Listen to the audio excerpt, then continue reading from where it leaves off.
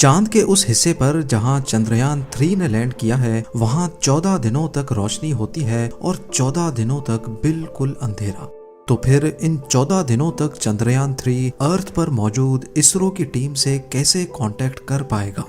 India चांद पर soft landing करने वाला चौथा मुल्क तो बन गया है, लेकिन यहाँ के साउथ पोल पर आज से पहले कोई और कंट्री अपना स्पेसक्राफ्ट क्यों लैंड नहीं कर पाई।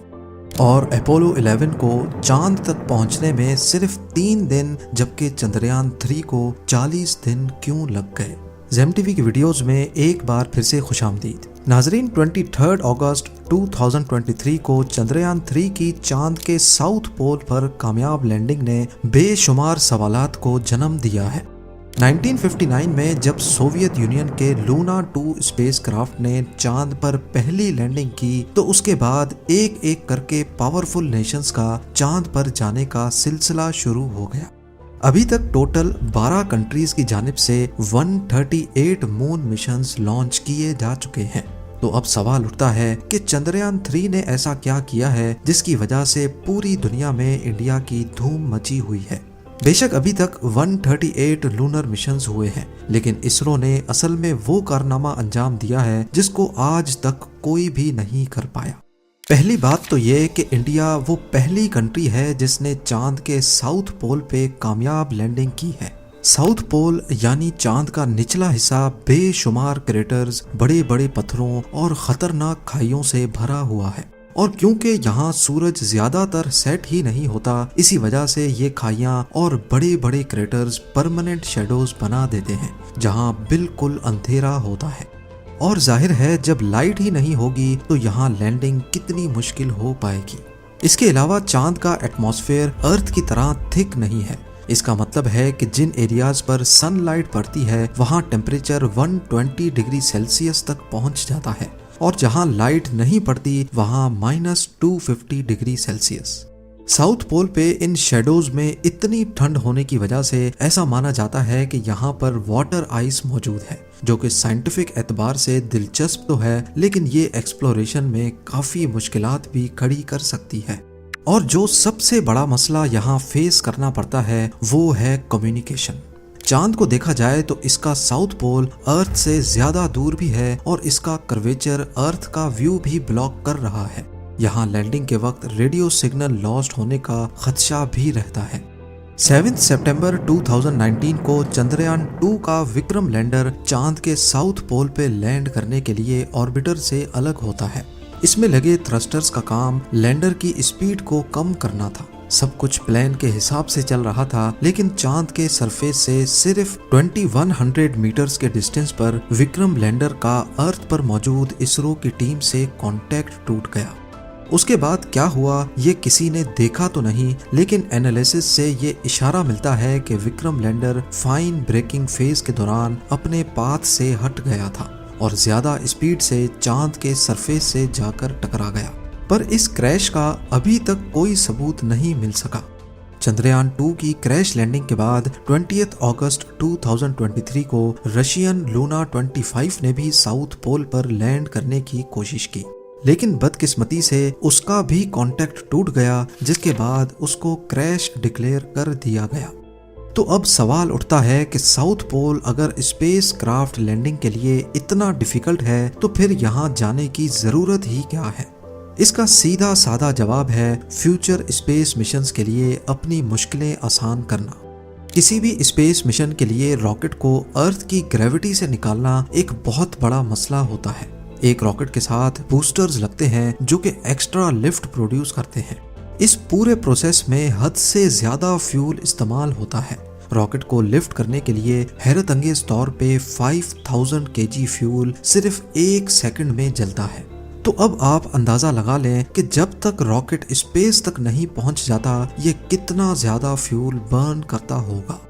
इन्हीं मुश्किलात को आसान बनाने के लिए साइंसदानों के पास एक सॉल्यूशन है कि क्यों ना चांद पर ही एक बेस बनाई जाए। क्योंकि चांद पर ग्रेविटी बहुत कम है, इसी वजह से अगर वहां से स्पेस मिशन पे जाना होगा तो कम से कम फ्यूल में ये काम हो सकता है। पर मसला ये है कि कम फ्यूल ही सही, पर चांद पर फ्यूल आएगा कहां से।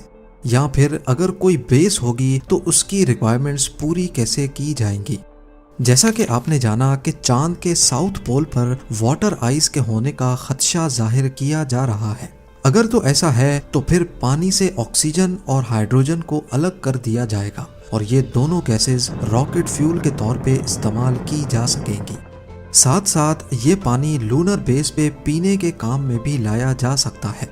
इसके अलावा लूनर साउथ पोल के बारे में ख्याल है कि यहाँ पर हीलियम 3 भी मौजूद हो सकता है। ये आइसोटोप न्यूक्लियर रिएक्टर के लिए बहुत ज्यादा जरूरी होता है। अगर तो यहाँ पर हीलियम 3 के रिसोर्सेज मिल गए तो ये चांद पर न्यूक्लियर रिएक्टर के जरिए एनर्जी बनाने में भी इस्तेमाल हो सकता है और अगर इसकी क्वांटिटी ज्यादा हुई तो इसको वापस अर्थ पर भी लाया जा सकता है, क्योंकि कुदरती तौर पे अर्थ पर हीलियम 3 बहुत रेयर है। इन्हीं सब साइंटिफिक रिसर्च के लिए तमाम पावरफुल कंट्रीज चांद पर जाना चाहती हैं, जिसमें इंडिया के चंद्रयान 3 ने यहाँ कामयाब लैंडिंग करके हिस्ट्री में अपना नाम दर्ज करवाया है। और हैरत की बात तो ये है कि सिर्फ 3 दिन पहले रशियन लूना 25 ने लूनर साउथ पोल पर क्रैश किया है, जिस पर $200 मिलियन यानी 1640 करोड़ रुपयों की लागत आई थी। और वहीं चंद्रयान 3 ने रशिया के मुकाबले में सिर्फ 615 करोड़ रुपयों में ये प्रोजेक्ट कामयाबी के साथ पूरा किया। चंद्रयान 3 के डिजाइन की बात की जाए तो ये 3 कंपोनेंट्स में डिवाइडेड है। पहला है प्रोपल्जन मॉड्यूल, जो लैंडर और रोवर दोनों को चांद के ऑर्बिट तक लेके गया। इसके बाद है विक्रम लैंडर, जिसको इंडियन स्पेस प्रोग्राम के फादर डॉक्टर विक्रम साराभाई के एजाज में ये नाम दिया गया है। चांद के ऑर्बिट से विक्रम लैंडर को प्रोपल्जन मॉड्यूल से अलग कर दिया गया। इसकी 4 टांगे हैं और इसमें 4 लैंडिंग थ्रस्टर्स लगे हुए हैं, जो अर्थ पर 324 केजी जबकि चांद पर कम ग्रेविटी होने की वजह से 2000 केजी तक का थ्रस्ट प्रोड्यूस कर सकते हैं। इसको खास चांद पर सॉफ्ट लैंडिंग के लिए डिजाइन किया गया है। नॉर्मली जब स्पेस क्राफ्ट्स को चांद या मार्स पर लैंड कराना होता है तो इसके 2 तरीके होते हैं। एक है इम्पैक्ट लैंडिंग, जिसमें लैंडर की स्पीड को पैराशूट की मदद से कम किया जाता है, लेकिन फिर भी ये लूनर सरफेस पर जोर से आकर गिरते हैं, जिससे सेंसिटिव पार्ट्स को बहुत नुकसान पहुंचता है। ये तरीका इसरो ने चंद्रयान 1 के वक्त में यूज किया था। ये थी तो बहुत हार्ड लैंडिंग, लेकिन कंट्रोल्ड थी। इस मिशन को टोटल 2 सालों के लिए प्लान किया गया था, लेकिन शायद हार्ड लैंडिंग की वजह से इंस्ट्रूमेंट्स को नुकसान हुआ और 312 दिन के बाद ही चंद्रयान 1 का इसरो से कांटेक्ट टूट गया। दूसरा तरीका है सॉफ्ट लैंडिंग, जिसमें लैंडर चांद के सरफेस के करीब पहुंचकर अपने थ्रस्टर्स को ऑन कर देता है। ये थ्रस्टर्स लैंडर की सिर्फ स्पीड को ही कम नहीं करते, बल्कि ये अपनी डायरेक्शन चेंज करके लैंडर को लैंडिंग साइट तक भी लेके जाते हैं। चंद्रयान 2 के मुकाबले में चंद्रयान 3 में वो तमाम चीजें खत्म कर दी गई थी जो चंद्रयान 2 की लैंडिंग के वक्त मसला कर रही थी। सबसे बड़ी चेंज ये थी कि इसमें वेरिएबल थ्रस्ट इंजन्स लगाए गए हैं, जो लैंडिंग के वक्त अपनी हॉरिजॉन्टल पोजीशन खुद कंट्रोल कर सकते हैं। इसके अलावा चंद्रयान 3 लैंडर में लेजर डॉपलर वेलोसिमीटर LDV भी लगाया गया है, जो 3 डायरेक्शन से लैंडर का एटीट्यूड डिटेक्ट कर सकता है। इसरो ने चंद्रयान 3 के विक्रम लैंडर को काफी मजबूत रखा है, इंस्ट्रूमेंट्स का आपस में कनेक्शन ज्यादा बेहतर बनाया है और एक्स्ट्रा बैकअप सिस्टम लगाए हैं, ताकि लैंडिंग के वक्त अगर कोई मसला होता भी है तो लैंडर को कम से कम नुकसान पहुंचे। लैंडर के अंदर मुख्तलिफ साइंटिफिक इंस्ट्रूमेंट्स तो हैं ही, लेकिन साथ एक रोबोटिक रोवर भी मौजूद है। 26 केजी का प्रज्ञान रोवर करीब 1 मीटर तक लंबा है। ये चांद की मुख्तलिफ लोकेशंस पर जाकर ऑन साइट एक्सपेरिमेंट्स करेगा। जो सैंपल्स वो खुद टेस्ट नहीं कर पाएगा उसको वो विक्रम लैंडर तक लेके आ पाएगा। अगर ये तमाम रिसर्च बिल्कुल ठीक अंदाज में हो गई तो इंडिया साउथ पोल में लैंड करने के साथ साथ यहाँ रिसर्च करने वाला पहला देश भी कहलाया जाएगा। लॉन्च की बात की जाए तो चंद्रयान 3 को LVM-3M4 रॉकेट के जरिए 14 जुलाई 2023 वाले दिन सतीश धावन स्पेस सेंटर से लिफ्ट किया गया था। पहले 14 जुलाई से लेकर 1 अगस्त तक ये अर्थ को ही ऑर्बिट करता रहा, जिसको ऑर्बिट रेजिंग फेज कहा जाता है। इसमें स्पेसक्राफ्ट को अर्थ के गिर्द कुछ इस तरह से ऑर्बिट कराया जाता है। ये तरीका इसलिए इस्तेमाल किया जाता है ताकि स्पेसक्राफ्ट अर्थ की ग्रेविटी को इस्तेमाल करके अपनी स्पीड बहुत ज्यादा तेज कर सके। 1 अगस्त को इसकी स्पीड अर्थ के ऑर्बिट से निकलने के लिए काफी हो चुकी थी। इसी मौके पर इसरो ने इसकी डायरेक्शन चांद की तरफ कर दी। इस एनिमेशन में ब्लू डॉट अर्थ है, पर्पल लाइंस चंद्रयान 3 का ऑर्बिट और ग्रीन लाइंस चांद का ऑर्बिट है। इसी तरह चांद के गिर्द भी इसका ऑर्बिट कुछ इस तरह का था। पहले दिन इसने चांद के गिर्द एक बहुत बड़ा ऑर्बिट किया, फिर एक एक दिन करके ये चांद के गिर्द और करीब आता गया। 17 अगस्त को विक्रम लैंडर प्रोपल्जन मॉड्यूल से अलग होकर चांद के और करीब आ गया और फिर 23 अगस्त को जब ये फासला सिर्फ 30 किलोमीटर रह गया तो थ्रस्टर्स ऑन करके ब्रेकिंग सिस्टम एक्टिवेट कर दिया गया। जब आखिर के सिर्फ 150 मीटर रह गए तो विक्रम लैंडर को 30 सेकंड्स के लिए होवर करवाया गया ताकि कोई परफेक्ट लैंडिंग स्पॉट ढूंढकर वहां लैंड करवाया जा सके। और फिर फाइनली 6:02 पे विक्रम लैंडर ने चांद के साउथ पोल पे लैंड करके एक नई तारीख कायम कर दी। पर क्या वजह है कि अपोलो 11 ने चांद का ये सफर सिर्फ 3 दिन में तय किया जबकि चंद्रयान 3 को पूरे 40 दिन लग गए? असल में ऐसा नहीं है कि चंद्रयान 3 चांद पर जल्दी नहीं पहुंच सकता था, ये सारी बात है प्रायोरिटीज की। अपोलो 11 एक क्रूड मिशन था, यानी ये वो पहला स्पेसक्राफ्ट था जिसको ह्यूमंस के साथ चांद पर लैंड करना था।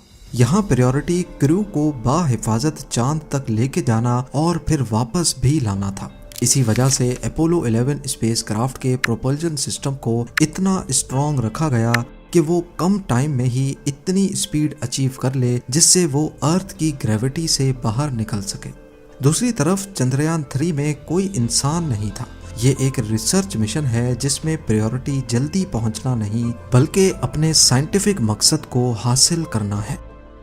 चंद्रयान 3 की सक्सेसफुल लैंडिंग के बाद अब एक बहुत अहम सवाल उठाया जा रहा है कि जब चांद पर सनलाइट नहीं पड़ेगी तो विक्रम लैंडर और प्रज्ञान रोवर का क्या होगा, क्योंकि ये सोलर एनर्जी के जरिए ही खुद को ऑपरेट कर सकते हैं। चांद के साउथ पोल पे 14 अर्थ डेज तक सनलाइट पड़ती है और अगले 14 दिनों तक मुकम्मल अंधेरा रहता है। इस दौरान प्रज्ञान रोवर का इसरो के साथ कांटेक्ट टूट जाएगा, लेकिन वो विक्रम लैंडर के साथ कांटेक्ट में होगा और फिर विक्रम लैंडर इम्पोर्टेंट इंफॉर्मेशन को इसरो की टीम तक रिले कर पाएगा। इन 14 दिनों के अंधेरे में ये अपनी बैटरी पावर को बचाने के लिए कोई काम नहीं करेंगे ताकि ऐसा ना हो कि पावर खत्म होने की वजह से इनका मेन कंप्यूटर बंद हो जाए। ये मिशन तब तक चलता रहेगा जब तक कि कोई मसला ना हो जाए और इसरो का लैंडर और रोवर के साथ कांटेक्ट हमेशा हमेशा के लिए टूट ना जाए। पर एक बात तो तय है कि विक्रम लैंडर और प्रज्ञान रोवर वापस अर्थ कभी लौट कर नहीं आएंगे, क्योंकि इनमें सिर्फ उतना फ्यूल ही था जितना लैंडिंग के वक्त इस्तेमाल हुआ था।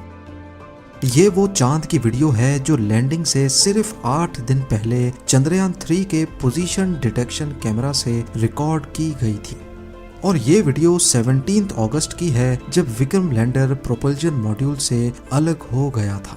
उम्मीद है जेम टीवी की ये वीडियो भी आप लोग भरपूर लाइक और शेयर करेंगे। आप लोगों के प्यार भरे कमेंट्स का बेहद शुक्रिया। मिलते हैं अगली शानदार वीडियो में।